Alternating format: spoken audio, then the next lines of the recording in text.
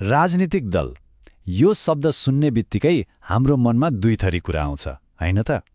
एकातिर लोकतन्त्रको आधार, अर्कोतिर कहिलेकाहीँ निराशाको कारण। आखिर किन यस्तो हुन्छ?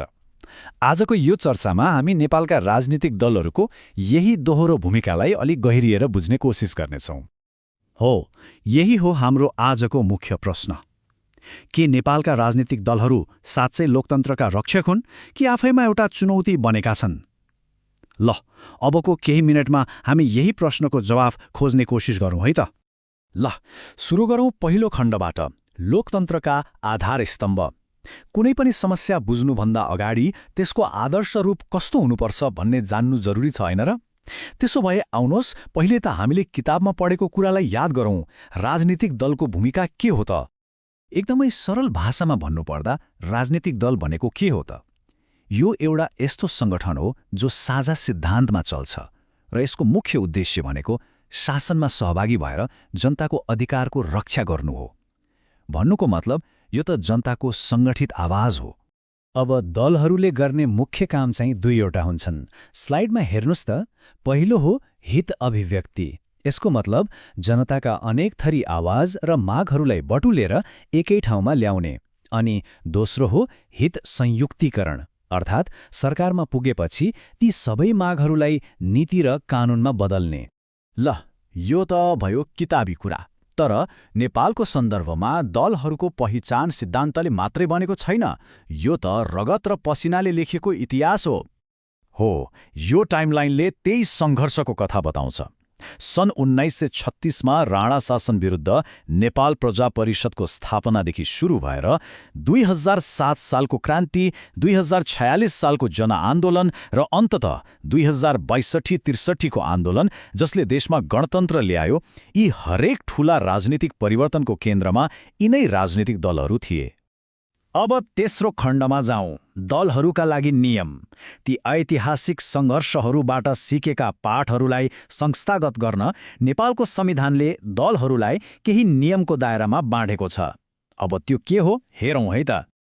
हो, 2072 सालमा जारी भएको संविधानले दलहरूलाई स्वेच्छाचारी हुनबाट रोक्नको लागि एकदमै स्पष्ट कानुनी व्यवस्था गरेको छ र यी नियमहरू संविधानको भाग 29 मा भेटिन्छन्।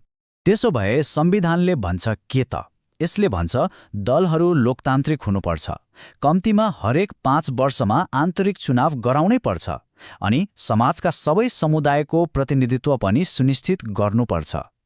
यी नियमहरूको उद्देश्य भनेको दलहरूलाई कानुनी रूपमै जवाफदेही बनाउनु हो। ल, अब प्रवेश गरौँ चौथो खण्डमा, आन्तरिक लोकतन्त्रको चुनौती। तर यहाँनिर एउटा ठूलो विरोधाभास छ। कानूनमा लेखिएको आदर्श एकातिर छ र दलहरूभित्रको यथार्थ अर्कैतिर। यी दुई बीच एउटा गहिरो खाडल देखिन्छ। अब हामी यही मुख्य समस्यामा केन्द्रित हुनेछौँ। डेमोक्रेसी रिसोर्स सेन्टर नेपालको यो प्रतिवेदनले दलहरूभित्र वास्तवमा के भइरहेको छ भन्ने एउटा ऐना देखाउँछ। अब हामी सिद्धान्तको कुरा होइन, यथार्थको, प्रमाणको कुरा गर्नेछौँ। र यो प्रतिवेदनको सबैभन्दा ठूलो र चिन्ताजनक निष्कर्ष के हो भने दलहरूमा शक्ति केवल पार्टी अध्यक्ष र उनको नजिकको एउटा सानो समूहमा मात्रै केन्द्रित छ। पार्टीका ठूला र महत्त्वपूर्ण निर्णयहरू पनि यही साँघुरो घेराबाटै आउँछन्। राजनीतिक विश्लेषक प्राध्यापक कृष्ण खनालको यो भनाइले शक्ति केन्द्रीकरणको यो समस्यालाई एकदमै सटीक रूपमा देखाउँछ। उहाँ के भन्नुहुन्छ भने पोलिट ब्युरोले केन्द्रीय समितिमाथि, सचिवालयले पोलिट ब्युरोमाथि र अन्त्यमा अध्यक्षले पुरै तहमा आफ्नो प्रभाव जमाउँछन्। मतलब निर्णय प्रक्रिया तह गर्दै साँगुरिएर अन्ततः एक व्यक्तिमा गएर टुङ्गिन्छ। अनि यसको परिणाम के हुन्छ त?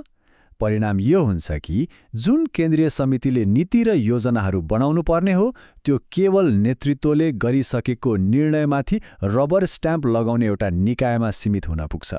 यसले त दलको पुरै लोकतान्त्रिक संरचनालाई नै भत्काइदिन्छ नि, होइन र? अर्का राजनीतिक विश्लेषक हरि शर्माले त यो समस्याको जड हाम्रो राजनीतिक संस्कृतिमा नै रहेको बताउनुहुन्छ। उहाँका अनुसार दलहरूमा संगठन र सिद्धान्तप्रति वफादार सदस्यको ठाउँ नेताप्रति व्यक्तिगत रूपमा समर्पित कार्यकर्ताले लिएको छ। यसले के गर्छ? यसले विचार र सिद्धान्तभन्दा पनि व्यक्ति पूजालाई बढावा दिन्छ, जसले आखिरमा आन्तरिक लोकतन्त्रलाई नै सिद्ध्याइदिन्छ। ल, अब 5औं खण्डमा जाउँ, किन यो महत्त्वपूर्ण छ। दलभित्रको समस्या त भयो, तर यसले देशलाई र हामी जस्ता आम नागरिकलाई चाहिँ के फरक पार्छ त? हो, यो प्रश्न साँच्चै नै महत्त्वपूर्ण छ। जब दलभित्रै लोकतन्त्र कमजोर हुँदै जान्छ तब के हुन्छ? पहिलो, नेतृत्व कहिल्यै फेरिँदैन, एउटै सानो घेरामा घुमिरहन्छ। दोस्रो, निर्णयहरू अपारदर्शी हुन्छन्। तेस्रो, नयाँ सोच र क्षमता भएका मान्छेहरू पाखा लाग्छन् र यसको सिधा असर हामीमा पर्छ। जनतामा निराशा बढ्छ र अन्ततः देशको विकास नै रोकिन पुग्छ। त्यसैले यो सम्पूर्ण चर्चाको सार के हो भने, यदि हामी देशमा एउटा बलियो र जीवन्त लोकतन्त्र साँच्चै चाहन्छौँ भने त्यसको जगमा उभिएका राजनीतिक दलहरू आफै लोकतान्त्रिक, पारदर्शी र जवाफदेही हुनैपर्छ। यो पहिलो शर्त हो।